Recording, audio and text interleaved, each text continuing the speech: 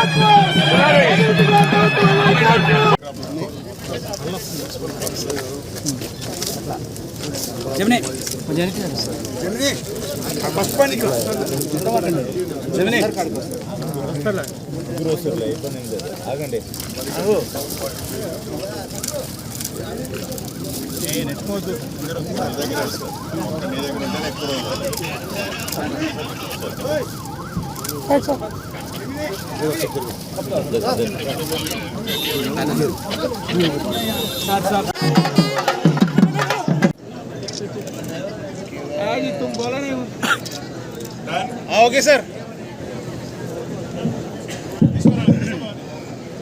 ఏర్పాటు చేయడం జరిగింది. Both for the vehicle and for the person each around 7,000 to 8,000 rupees ఉంటుంది సార్. టోటల్ అవైలబుల్ ఉంటుంది sir. Accident for the person sir. ఈ instructions మేరకు అందరినీ స్క్రూటనైజ్ చేయడం జరిగింది సార్. 2 కాన్స్టిట్యూషన్.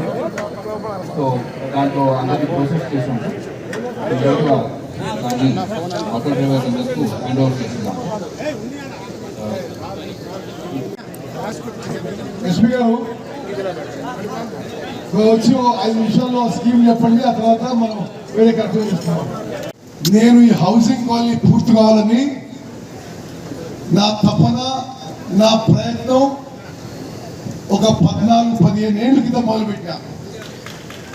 ఆ రోజు హౌసింగ్ మంత్రిగా రాష్ట్రంలోనే ఒక ఆదర్శ మోడల్ హౌసింగ్ కాలనీ కట్టాలని ఈ ల్యాండ్ ప్రసాద్ గారు, శ్రీనివాసరెడ్డి గారు, ఇది 100 ఎకరాల ల్యాండ్. ఇది ఆ గుడి గుట్ట మీద ఉన్న గుడి ల్యాండ్. ఇది ఆ రోజు ఎండోమెంట్స్ ల్యాండ్ కూడా హౌసింగ్ ఇవ్వడం రూల్స్ లో పర్మిట్ చేయరు. నేను హైకోర్టులో కేసేసి ప్రభుత్వం తరఫు నుంచే ఆ రోజు జస్టిస్ ఈశ్వరయ్య గౌడ్ దగ్గర వారి అనుమతి తీసుకొని ఆ రోజే ఈ 100 ఎకరాల మార్కెట్ వాల్యూ ఆ గుడికి కట్టి ఈ ల్యాండ్ రెవెన్యూ తీసుకొని తర్వాత హౌసింగ్ ఇవ్వబడింది. ఆ తర్వాత అప్పుడు ఇక్కడ ఏం లేదు. ఆ తర్వాత హుజూర్ నగర్ నుంచి రోడ్ వేసినాం. ఈ హౌసింగ్ కాలనీకి ఆనుకొని హుజూర్ నగర్ టౌన్కి ఒక రింగ్ రోడ్ వేసినాం, ఇక్కడికి కరెంటు లాగినాం, ఇక్కడికి కొంత మంచినీళ్ళ వసతి ఏర్పాటు చేసినాం. మొత్తం ఆ రోజు మా టార్గెట్ ఆబ్జెక్టివ్ ఏమన్నారంటే 2000 ఇండ్లు, 2000 ఇండ్ల స్థలాలు ఇచ్చి మరి ఇందిరమ్మ స్కీమ్ కింద ఎవరన్నా వాళ్ళే ఇల్లు కట్టుకుంటే అది ఇద్దామని, ఇదేమో 1 బెడ్రూమ్ ఫ్లాట్ కింద ఈ స్కీమ్ మొదలుపెట్టాం. ఆనాడు 2014లో ఈ పని సుమారు 70-75% పూర్తయింది. నేనే హౌసింగ్ మినిస్టర్. అనుకోకుండా ఉమ్మడి ఆంధ్రప్రదేశ్ ఆగిపోయినాయి. ఆ తర్వాత 2014లో మేము ఎలక్షన్స్ ఓడిపోవడం జరిగింది. అంటే నేను ఓడిపోలే, కానీ కాంగ్రెస్ పార్టీ అధికారంలో రాలేదు కాబట్టి కక్ష పెట్టి ఈ ప్రాజెక్ట్ని టీఆర్ఎస్ ప్రభుత్వం ఆపింది. అందుకోసం మా ప్రభుత్వం రాగానే 10 ఏళ్ల తర్వాత గౌరవనీయులు శ్రీనివాసరెడ్డి గారు ఎంబడబడి ఇది మంజూరు చేయించి ఇది పూర్తి చేయించాలని చెప్పి నా తపన.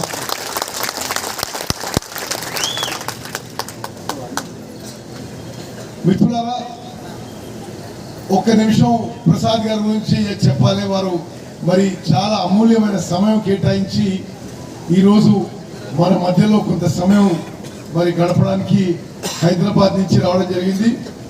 ప్రసాద్ గారు వికారాబాద్ ప్రాంతం నుంచి సుదీర్ఘ కాలంలో ప్రజా జీవితంలో ఒక మంచి పేరు తీసుకొస్తూ వారు ఏ పదవి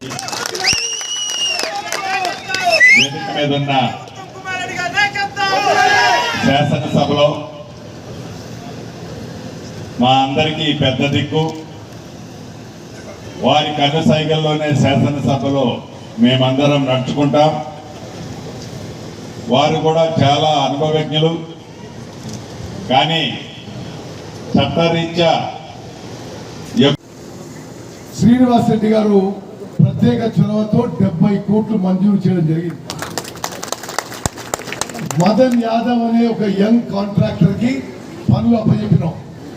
చాలా స్పష్టంగానే చెప్పిన, ఎవరికి పైసలు ఇవ్వాల్సి లేదు, ఎవరికి కమిషన్ ఇవ్వాల్సి లేదు, మంచి క్వాలిటీ ఫ్లాట్లు కట్టాలని నేను కలెక్టర్ గారికి విజ్ఞప్తి చేసిన.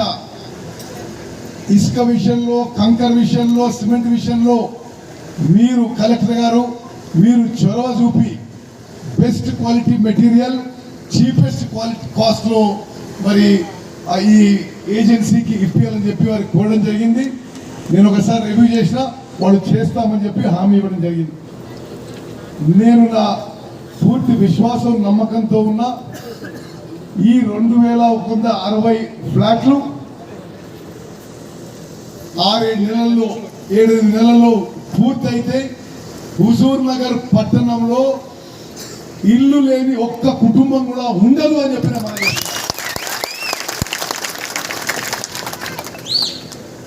గత 10 ఏళ్లుగా నన్ను రాజకీయంగా టార్గెట్ చేయడానికి ఇక్కడికి కేసీఆర్ వచ్చినా ఇది మంజూరు అంటాడు, పనులు చేయడు.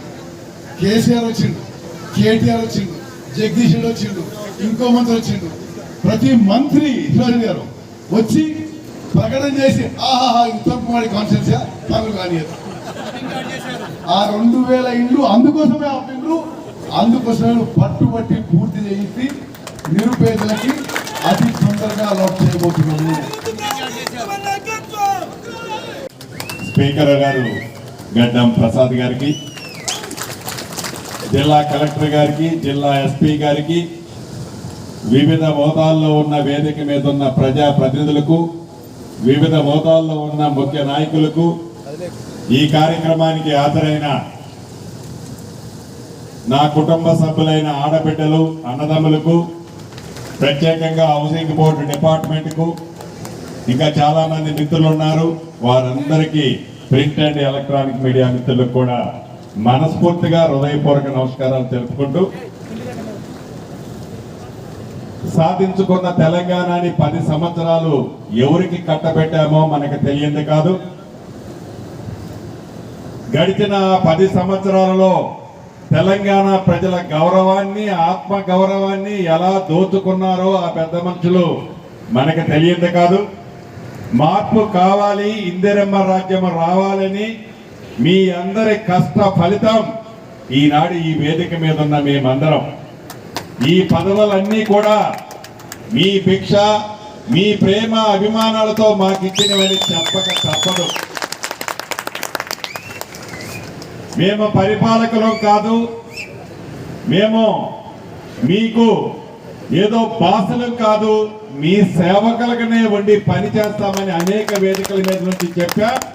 అదే పద్ధతిలో మీ దీవెనలతో వచ్చిన మీ ఇందిరమ్మ ప్రభుత్వంలో గడిచిన 97 రోజుల్లో పరిపాలన ఎలా అందిస్తున్నామో మీరంతా కూడా స్పష్టంగా చూశారు. గడెల పరిపాలనని పారదోరి, గడెలని బద్దలు కొట్టి, సామాన్య ప్రజలు కూడా ముఖ్యమంత్రి గారిని, మంత్రులని, శాసనసభ్యులని ఏ టైంలో అంటే ఆ టైంలో కలిసే విధంగా, ప్రజల మనోభావాలని గౌరవించే విధంగా, మీకు ఏమి కావాలంటే అది మీ మనసులోది చెప్పే విధంగా ప్రజా పాలన కార్యక్రమం ద్వారా మీ ఇంటికి ప్రభుత్వాన్ని, మీ రోడ్డుకి, మీ గల్లీకి, మీ వాడకి పంపించి ప్రజా పాలన ద్వారా మీ మనసులో ఉన్న కోరికలన్నీ కూడా ఈ రాష్ట్ర ప్రభుత్వం సేకరించి ఆనాడు శ్రీమతి సోనియా గాంధీ గారు, రాహుల్ గాంధీ గారు, ఖర్గే గారు, ప్రియాంక గాంధీ తీసుకొచ్చారని కూడా ఈ వేదిక మీద నుంచి మీకు తెలియజేస్తున్నాను. తీసుకురావడమే కాదు, దాన్ని టెండర్లు పెట్టించి యుద్ధ ప్రాతిపదిక మీద రాబోయే 6-7 నెలల్లో ఆ ఇళ్లని పూర్తి చేయాలని చిత్తశుద్ధితో ఈనాడు మీ శాసనసభ్యులు, మంత్రివర్యులు ఉత్తమ్ కుమార్ రెడ్డి గారు పనిచేస్తున్నారు. అంతేకాదు, ఈ ఇందిరమ్మ రాజ్యం వచ్చిన తర్వాత ఏవైతే ఎన్నికల్లో వాగ్దానం చేశామో, ప్రభుత్వం వచ్చిన మొదటి సంవత్సరంలోనే నా నిరుద్యోగ తమ్ముళ్ళకి ఖాళీగా ఉండే 2 లక్షల ఉద్యోగాలు భర్తీ చేస్తామని చెప్పింది ఈ ప్రభుత్వం.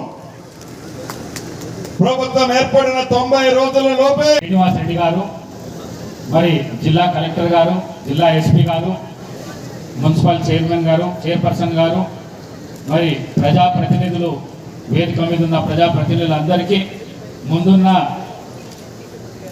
మా మిత్రులందరికీ, మా అమ్మలకు, అక్కలకు అందరికీ, మా మీడియా మిత్రులకు, పత్రికా మిత్రులకు నా యొక్క నమస్కారం. లేట్ అయినట్టుగా సపోర్ట్ కొట్టలేదు. ఎందుకంటే ఏ అభివృద్ధి కార్యక్రమం అయినా కూడా పట్టు పట్టిందంటే ఇవ్వకుండా తీసుకొచ్చే ప్రయత్నము ఇప్పటిదాకా చేసిండు, అట్లనే ముంగలి కూడా చేసుకుంటూ వస్తారని చెప్పేసి నమ్మకం ఉన్నది. మరి ఈరోజు ఈ హౌసింగ్ సముదాయాన్ని ప్రారంభోత్సవం నాతో చేపియడము, మీ అందరినీ నన్ను కలిపియడము మరి నాకు చాలా నేను అదృష్టంగా భావిస్తున్నా. మరొక్కసారి పెద్దలు గౌరవనీయులు ఉత్తమ్ కుమార్ రెడ్డి గారికి నేను మనస్ఫూర్తిగా కృతజ్ఞత తెలియజేస్తున్నాను. నేను అన్న చెప్పిండు మాట్లాడేటప్పుడు, నేను చాలా మాస్ లీడర్ను, నిజంగా చెప్తున్నాను, 1 గంట నేను నాకు ఇవి మాట్లాడాలని ఇట్లా ఇది ఆ ప్రభుత్వం, ఈ ప్రభుత్వం, ఇది రేవంత్ రెడ్డి గారి ప్రభుత్వం అంటే చాలా కష్టంగా అంతగానం ఉంటుంది. కానీ నా పరిస్థితి బాగలేదు. ఇప్పుడు నన్ను స్పీకర్ చేసి ఈ స్థానంలో కూర్చోబెట్టింది సోనియా గాంధీ. మరి ఆ స్థానాన్ని ఒక దళితునికి ఇచ్చి ఆ స్థానం కూర్చోబెట్టినందుకు దాన్ని గౌరవించాలి. కాబట్టి నేను ఆ గౌరవప్రదంగా మాట్లాడవలసి వస్తున్నది. కానీ ఒక్కటి మాత్రం వాస్తవం, ఈ హుజూర్ నగర్ కానీ అదేవిధంగా కోదాడ్ సంబంధించిన ప్రజానికం కానీ మీరు అదృష్టవంతులు. మీకు 2 భార్యాభర్తలు, 2 వాళ్లకు పిల్లలు లేకున్నా కూడా మీరే వాళ్ళ కుటుంబం లాగా చూసుకొని నడుస్తున్నది అందరికీ తెలిసిన విషయమే. మరి ఈ సముదాయమే కాకుండా ఇంతకు ముందు కూడా నేను ఎలక్షన్లలో కూడా జరిగిన మనందరి కోసం ఇచ్చిన మాట నిలబెట్టుకోవడం కోసం ఎలా నడుస్తుందో మీకు తెలియంది కాదు. ప్రతి విషయాన్ని అసెంబ్లీ సాక్షిగా, పెద్ద స్పీకర్ గారు సాక్షిగా అన్ని టీవీల్లో మీరు చూశారు. కాళేశ్వరంలో ఏ రకంగా దోచుకుంది, ఆ కాళేశ్వరం ప్రాజెక్టు కట్టిన తీరు, ఆ కాళేశ్వరంలో అవకతవకల్ని మీ నాయకులు, మీ శాసనసభ్యులు ఉత్తమ్ కుమార్ రెడ్డి గారు యావత్ తెలంగాణ ప్రజలే కాదు, దేశంలో ప్రజలందరికీ కళ్ళకి కొట్టొచ్చినట్లు అసెంబ్లీ సాక్షిగా మీకు తెలియజేశారు. అంతేకాదు అక్కడ భద్రాద్రి పవర్ ప్లాంట్, ఇక్కడ యాదాద్రి పవర్ ప్లాంట్, ఈ పవర్ ప్లాంట్ రెండింటి పేర్లు చెప్పుకొని ఆనాటి ముఖ్యమంత్రి కానీ ఆనాడు మంత్రి కానీ ఎలా దోసుకుంది deputy chief minister Bhatti Vikramarka garu మనకి మీ కళ్ళకి కొట్టొచ్చినట్టు చూపించారు.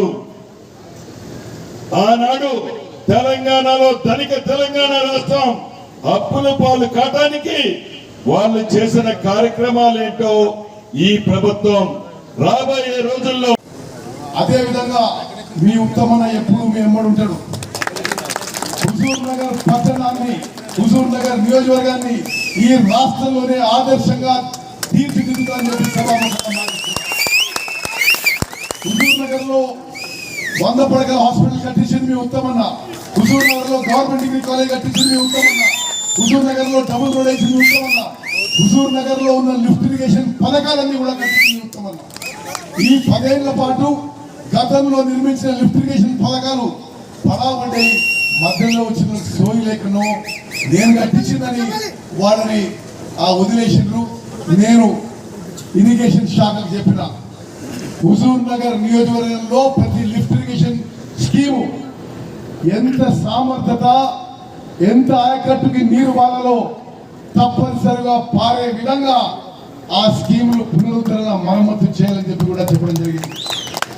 అదేవిధంగా హుజూర్ నగర్ నలుమూలల ఎక్కడన్నా గతం నుంచి రోడ్లు ఏమైనా మిస్ అయి ఉంటే అన్ని రోడ్లు కూడా కొత్తగా మంజూరు చేస్తున్నారని చెప్పి మనం చేస్తున్నాను. విద్యా విషయంలో గవర్నమెంట్ డిగ్రీ కాలేజ్ కానీ గవర్నమెంట్ స్కూల్స్ అన్నిటికీ అప్గ్రేడేషన్ కి అనేక చర్యలు తీసుకుంటున్నాం. హుజూర్ నగర్ లో 100 బెడ్ హాస్పిటల్ కానీ ప్రతి పిహెచ్సి అప్గ్రేడేషన్ చేయబోతున్నాం. రోడ్ల విషయంలో